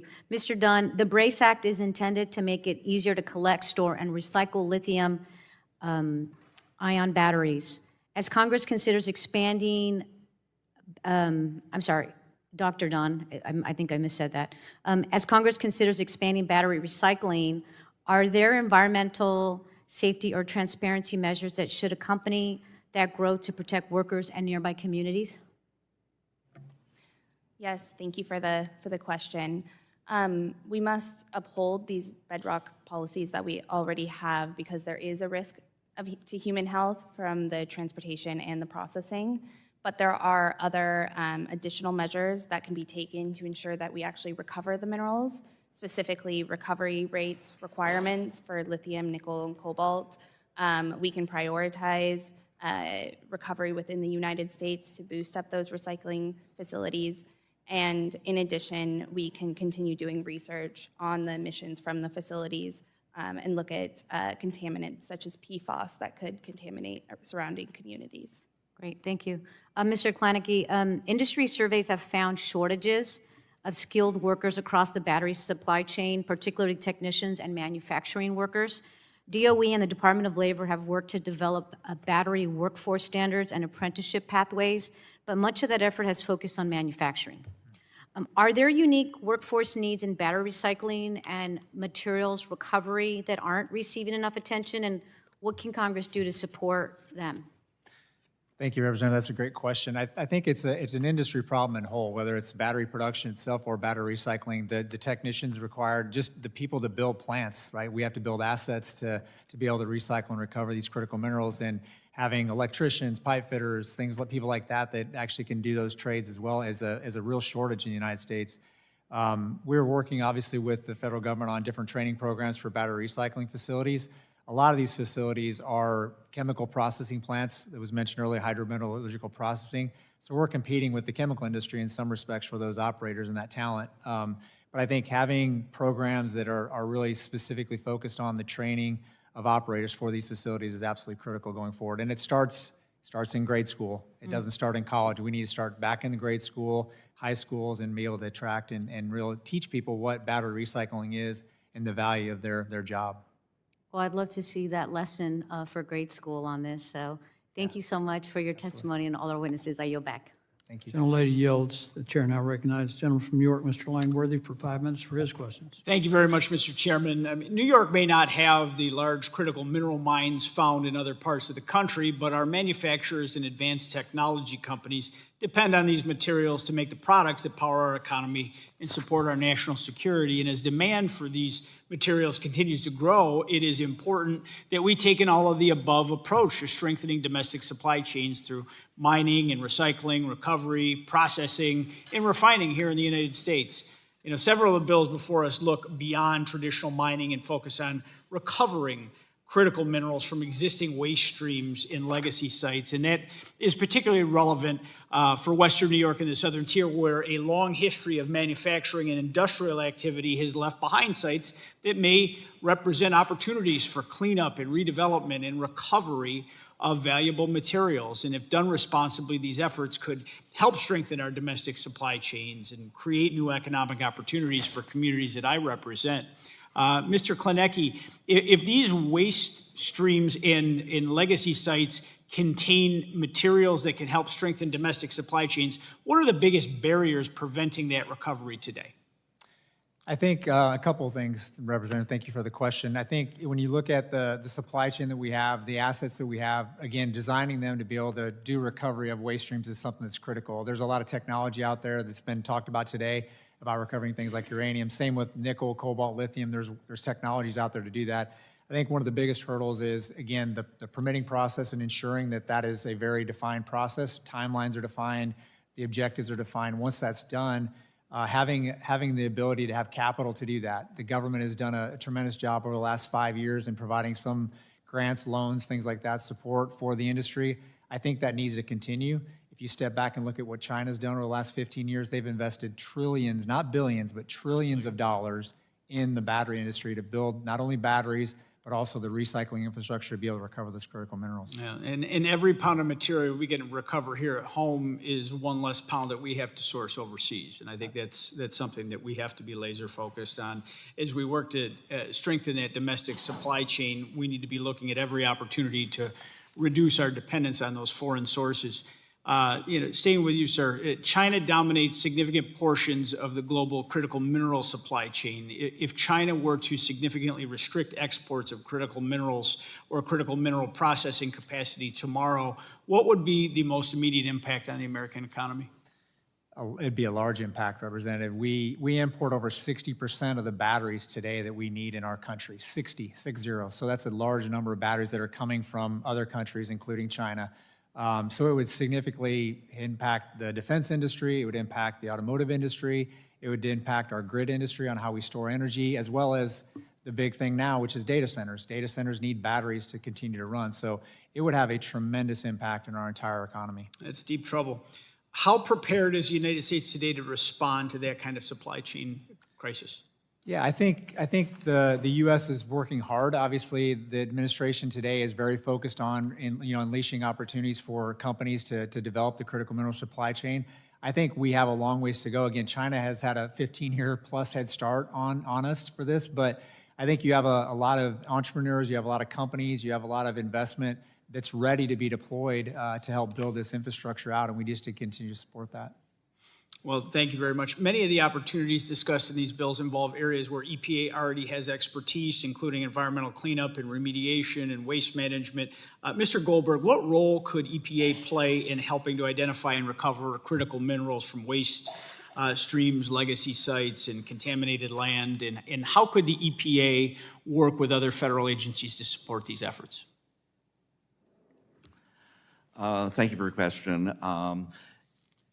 The EPA, the RCRA regulations already contain a number of provisions that are designed specifically for recovery of materials from, of other types of materials from a variety of waste materials. And they have the opportunity here to do a similar kind of thing with respect to recovery of critical minerals from waste and secondary materials. Well, thank you very much. I mean, these issues are more than just about critical minerals. They're about supporting manufacturers, creating jobs, and ensuring that American businesses have access to the resources that they need to compete and to grow.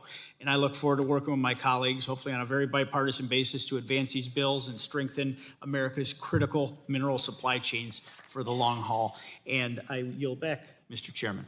Gentleman yields. Chair now recognizes gentleman from Florida, Mr. Soto, for 5 minutes for his questions. Thank you, Chairman. You know, looking at the need for rare earth minerals, they're in just about everything and are critical to our way of life, whether it's cars or computers, cell phones, appliances, and other technology. And the demand is huge. When I look at my home state of Florida, 20% of vehicles last year were either EV or hybrids. And solar was a huge, solar panels were a huge purchase last year, among others, although we do have to address the lapse of those tax credits, but people continue to buy these things. So that we know the demand is huge and we can mine it and we can recycle it. We only have one major rare earth mine site that does the processing, Eagle Pass in California.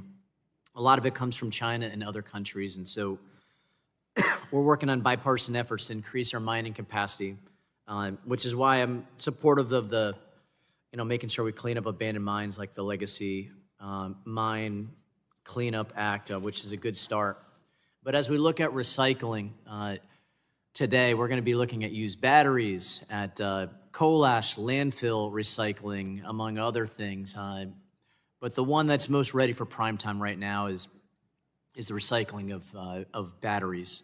So the BRACE Act, we started talking about it today, establishes standards for used lithium-ion batteries, making sure that we establish how to store this sufficiently to protect public safety. Of course, how to get there is a really key issue. In Orlando, we do mostly drop-offs with Green Tech in the northern Orlando area.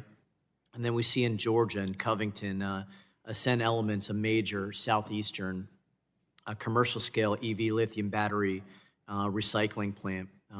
We also see Charm, where the EPA would develop national critical minerals recovery strategy. Obviously very important for all these things. But the key is, how do we classify and treat used lithium-ion batteries? And I did want to hear from the panel on it of our esteemed experts. I'll start with Mr. Klinecki. Give me some of the basics that my constituents could really kind of sort through as far as how do you think we should treat and classify lithium-ion batteries to benefit improving recycling? Yeah, I think Mr. Goldberg, I'm sorry, Senator, thank you, or Representative, thank you for the question. I think Mr. Goldberg mentioned a few things about some of there are transportation regulations, there are fire codes, there are OSHA regulations on how we actually handle lithium-ion batteries. So there's a lot of infrastructure or a lot of framework in place today on how we handle those materials and those batteries.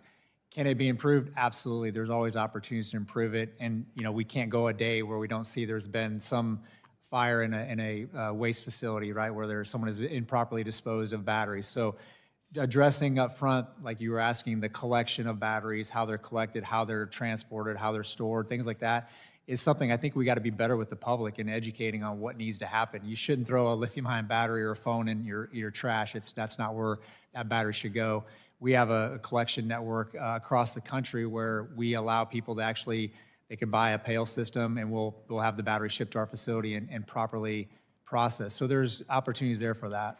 What parts of the BRACE Act do you think improve the situation? The BRACE Act, in my mind, it provides some very clear guidelines on how collection, how we should manage actually the transport of lithium-ion batteries. It actually also kind of helps you understand what the classification of a lithium-ion battery is versus a solid waste. So that's why we're kind of trying to ask for some of those exemptions. Thank you. Dr. Dunn, where would you like to see improvements to the BRACE Act? Just top lines on this. Ooh, microphone. Thank you. Thank you for the question. The waste classification and permittings that already exist, we believe should stay. They are there for a reason because there is a risk to human health from these products, and we can do both abide by these regulations and also support our recycling facilities. At the moment, a lot of the issues they're seeing is a lack of feedstock, and we will see that increase around 2030 when most of the EVs that you're mentioning start to retire. And so that really uptick is essential to really boosting their profits. And as much as we can prioritize having batteries processed in the US and have those minerals recovered, the better the industry will be supported. And we can do that without creating exemptions in bedrock environmental policy. Thank you for both your perspectives, and I yield back. Gentleman yields. The chair now recognizes the gentleman from New Jersey, Mr. Menendez, for 5 minutes for his questions. Thank you, Chairman. I appreciate today's conversation centered around increasing critical mineral circularity through recycling and recovery. That goal is especially important for batteries, which power our daily lives, and which rely on mineral resources that we must recover and reuse as much as possible. Extended producer responsibility, or EPR, is one policy approach to address battery disposal challenges. In 2024, New Jersey passed a first-of-its-kind EPR law for electric vehicle batteries to incentivize their recycling and sustainable management. Because these batteries contain valuable critical minerals such as lithium, cobalt, and nickel, collecting and recycling them can help us create a strong domestic supply of critical minerals while reducing human health and environmental harms. That is why the Infrastructure Investment and Jobs Act directed the EPA to collaborate with the Department of Energy to develop an EPR framework for states that will address recycling goals, cost structures for mandatory recycling, reporting requirements, product design, collection models, and transportation of collected material. Dr. Dunn, it is my understanding that you have been engaged in conversations with the EPA and DOE on this effort. So let me ask you, how can EPR help boost EV battery recycling in the U.S. and lower the risk of batteries being mishandled or landfilled? Thank you for the question. Yes, extended producer responsibility holds the producer responsible for ensuring those batteries are recycled and collected, and those materials are recovered. And that's essential when the recycling isn't always profitable. These batteries are dispersed through the nation, and they're also dangerous if they're not stored properly. So creating this kind of program really reduces the cost to public health and increases the mineral recovery. This will boost the recycling facilities, increase their feedstock, and also ensure a domestic supply. I appreciate that. And by ensuring that producers are responsible for managing EV batteries, EPR can help create a comprehensive and efficient system. Meanwhile, it can also increase, as you mentioned, critical feedstock for battery recyclers and ultimately bolster our domestic supply of critical minerals to meet our need for clean, affordable energy. Dr. Dunn, in your testimony, you mentioned the importance of high recovery rates in the lithium-ion battery recycling. We're going to just keep going. Making sure that we capture as much critical mineral content as possible. How do minimum mineral recovery rates help maximize the environmental benefits of battery recycling? Thank you. It's a tongue twister for me as well. I appreciate it. Recovery rates are essential. It basically creates a minimum threshold of the lithium, nickel, manganese, cobalt that are in the batteries. That means that the recovery isn't dependent on market volatility, which we are seeing in these critical minerals because of the extreme increase in demand and uncertain supply. This isn't a new idea. It was enacted in the European Union. They have 90% required recovery of nickel and cobalt, 50 and then 80% for lithium. And this is also something that's being taken up by Colorado. Right. And sort of building off of this, can minimum mineral recovery rates paired with EPR help shield recycling companies from the volatility of global mineral prices? Yes, I believe so, because then the producer of the battery is paying for the recycling. Right. And from from a U.S. perspective, this is probably the most efficient means of getting these critical minerals back into our system through recycling. Well, I don't know what's happening. But as opposed to sort of trying to restart American production, exploration, et cetera, right? So this is actually the most efficient means that we can explore, produce. Yes, it's extremely efficient. I mean, we have all these minerals within our economy that some of them that we've imported, and we can recover them and add them to our domestic production. And finally, I want to return to my point about New Jersey's leadership in battery EPR and why we should continue to build on the progress that states are already making. Can you talk about preserving state leadership on this front, the importance of it? Yes, many states have recognized the need for this kind of policy. It started with consumer electronic batteries because of the fires in landfills and others, and now it's moving to the bigger batteries as these EVs come offline. The states are moving first, but it is something that the whole U.S. could benefit from. Appreciate that. Thanks so much. I yield back. Thank the gentleman. The chair now recognizes himself for 5 minutes for questions. I want to raise some points that really haven't been raised thus far in regard to China's control of practically the entire process for rare earth elements and critical minerals. They already control 90% of the world's processing for heavy rare earths, and which allows them to basically control the cost and availability of critical elements for not just the United States, but the entire Western Hemisphere. So they control the mining, the separation, the processing, and recycling and refining on the final stage for critical minerals and rare earth elements that, like I said, the U.S. and the rest of the world depend. One of the things that I want to run by you, and particularly you, Mr. Kornecki, is extracting lithium and cobalt and neodymium is a very difficult process. But China has developed the technology to do this at scale, and my guess is they're not as concerned about environmental impact as we are. So we're not going to use the technology like China uses. We're going to do this better. But does the U.S. or any of our allies possess this ability to do this at scale currently? Yes, Representative Paulo, thank you for the question. Yes, we do possess that technology. We actually have it ready to go. The hydrometallurgical processing process is actually demonstrated in other countries as well. We haven't built one in the United States, but we've got the technology ready to be deployed. We actually have a grant that is being positioned to use for building a hydrometallurgical processing facility in South Carolina. And we can do this without harming the environment. Absolutely, okay. Absolutely, 100%. Also, we've talked a lot about batteries, but if we can recycle magnets that are used in automobile manufacturing, turbines, we could recover neodymium, scrap alloys. We could recover gallium and germanium. Do we have the ability to do that? Mr. Kornecki?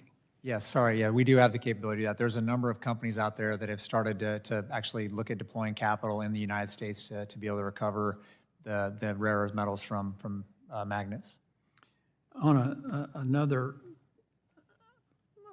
topic, or it's the same topic, but my concern is that China is using front companies to buy up our e-waste and particularly batteries and like dead car batteries, things like that.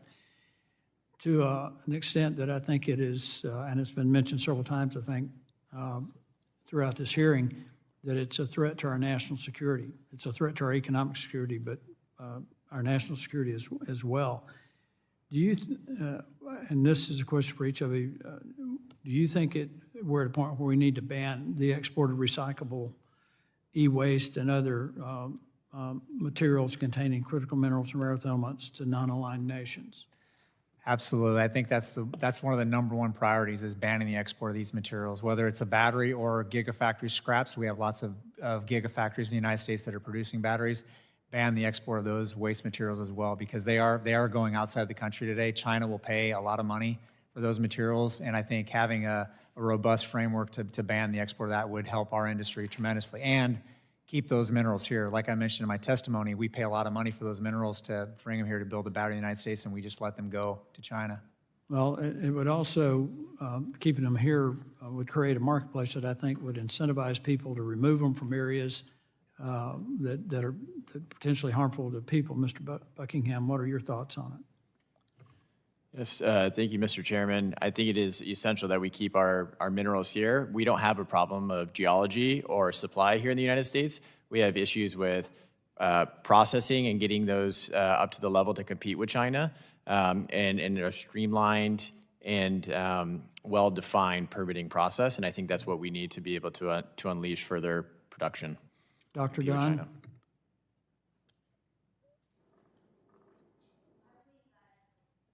Thank you for your question.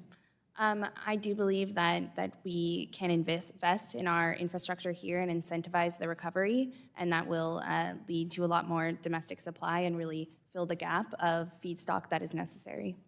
Thank you. And Mr. Goldberg? Thank you again for your question. There are already certain restrictions on export of hazardous waste from the United States, but I think that, for example, with China, that they have taken the position that the black mass is not a waste at all if it meets certain standards. And so they're sort of opening the door to exports of the materials. So there are definitely more things that the U.S. could be doing to ensure that the critical minerals stay within the country. Yeah, we already ban certain products from being exported to China, but they're going through non-aligned nations and front companies to purchase them. The chair now recognizes the gentleman from Ohio, Mr. Landsman, for 5 minutes for his questions. Thank you, Mr. Chair. Thank you all for being here. It's clear from everyone's comments that there's agreement about the domestic recovery and recycling of critical minerals and how important it is for our economy, jobs, national security, and our energy security. With a few exceptions, most of these bills in front of us today propose bipartisan ideas to expand critical mineral recovery and recycling. And although many are works in progress and need additional guardrails, I appreciate my colleagues' efforts to work with us to get these drafts to a better place. And along those lines, I wanted to focus on 3 areas with my questions. One is costs, what this work does to reduce costs for consumers and businesses, how to ensure we're doing that, to the extent we can. The second is around investments, and the third is competition, particularly with China. The first question is for Dr. Dunn. The advancing critical mineral recycling and recovery work does help to reduce the need to mine new minerals. It also helps us tap into important resources that would otherwise be wasted and end up in landfills. In the long run, how would increasing the amount of domestic recycled materials help bring down costs of critical minerals? Thank you for the question. It really speaks to affordability. When we recover a lot of the minerals within our economy, we create a secondary supply, and that will help keep prices low for these minerals and also prevent price spikes due to supply and demand changes or any geopolitical risks. Yeah, I think the latter is really important because everything's here already, and that in and of itself makes such a huge difference. Many critical minerals are key components of batteries for cost-cutting clean energy technologies such as energy storage, solar panels, and electric vehicles. As part of the One Big Beautiful Bill, there were over $500 billion in cuts to key investments in clean energy work. These clean energy tax credits helped create strong domestic demand in the United States for critical minerals, which is essential to our critical mineral supply chain. Also to Dr. Dunn, how did these cuts hurt companies looking to invest in rebuilding American leadership in this area? Thank you for that question. Yeah, our reduced investment in electrification and the manufacturing in this country has really, it will result in probably less EVs on the road and therefore less end-of-life batteries going to recycling. In addition, the reduced investment in the manufacturing of these batteries in the US means that that scrap is not going to these recycling facilities. As I said before, one of the big hurdles that recyclers have to get through is the lack of feedstock at the moment because a lot of the batteries have not retired yet. They're relying on a lot of manufacturing scrap. And by slowing the progress towards a clean economy and the manufacturing here in the US, it's hurting the recycling companies. Yeah, man, I suspect we're going to see a big dip in the number of batteries being recycled here. Mr. Buckingham, last one's for you. An area where I think we can all agree is that reducing our reliance on China for critical mineral processing, refining, and recycling will reduce costs for Americans. How will these bills help increase our critical mineral independence? Yes, thank you, Representative. And I think it's all about bringing down that total cost of production, and that's how we win, is by being economically competitive. You know, in the case of abandoned uranium mines, being able to recycle uranium that would otherwise be discarded and have that enter the fuel cycle, is directly passed on to the consumers. And then in typical mineral processing, we're competing, for example, with ball mills and rod mills, grinding technologies that have been around literally since the medieval ages. And so by new innovations, you're going to have massive savings in OpEx, CapEx, energy savings, and that's how we win the day, is through innovation. And these bills help just do that. Thank you. Mr. Chair, you're back. Gentleman yields. I'd like to thank our witnesses for being here today, and you should note that members may have additional questions for you. I'll remind the members that they have 10 business days to submit additional questions for the record, and ask the witnesses to do their best to submit responses within 10 business days upon receipt of the questions. I ask unanimous consent to insert in the record the documents included on the staff hearing documents list. Without objection, that will be the order. Without objection, the subcommittee is adjourned.